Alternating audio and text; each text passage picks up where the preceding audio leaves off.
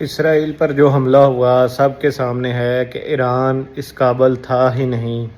ایران آج تک کوئی ٹیکنالوجی حاصل نہیں کر سکا سوائے برقے مارنے کے، جو کہ ہمیشہ سے ان کا شیوا رہا ہے اور یہ ہمیشہ سے کرتے آئے ہیں۔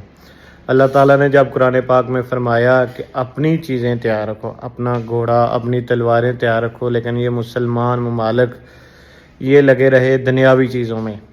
ایران ہر دفعہ شکست کھاتا رہا۔ ایران کے گھر میں گھس کر حماس کے لیڈر کو شہید کیا گیا، ایران کے صدر کو شہید کیا گیا، لیکن ایران نہیں بولا۔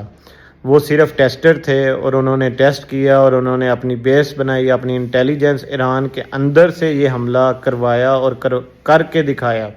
انہوں نے ایران کی ساری مین لیڈرشپ اڑا دی، انہوں نے ایران کے مین سارے کے سارے نیوکلیئر ری ایکٹرز اڑا دیے۔ اب وہ دوبارہ حملہ کرے گا۔ ٹرمپ اس کے پیچھے ہے، ٹرمپ سارا کچھ جانتا ہے، ٹرمپ اب دھمکیوں پہ اتر آیا ہے، آپ سب جانتے ہیں۔ امریکہ کے بغیر اسرائیل کچھ نہیں کر سکتا تھا۔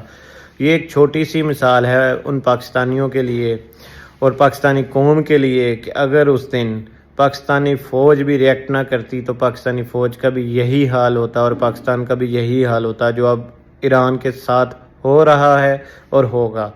تو ہمیں شکر ادا کرنا چاہیے کہ کم از کم پاکستانی فوج اور پاکستانی قوم اتنا کچھ کر سکتی تھی کہ انہوں نے کر کے دکھایا اور انڈیا کو شٹ اپ کال دی۔ اور جو ٹرمپ کہتا تھا کہ میں نے صلح کروائی ہے، وہ پہلے بیٹھا دیکھ رہا تھا کہ پاکستان کیا کر سکتا ہے۔ اگر پاکستان جواب نہ دیتا تو انڈیا بھی پاکستان کے ساتھ یہی کرتا جو ایران کے ساتھ ہو رہا ہے۔ ایران کے پاس ابھی بھی ٹائم ہے کہ وہ اپنی چیزیں بتائے کہ نہ ان کے پاس کوئی نیوکلیئر ایکٹر ہے، نہ ان کے پاس کوئی نیوکلیئر وار ہیڈز لے جانے والے ہیں، نہ انہوں نے نیوکلیئر اٹامک بم کا کوئی تجربہ کیا ہے، نہ وہ اس کیپیسٹی میں ہیں۔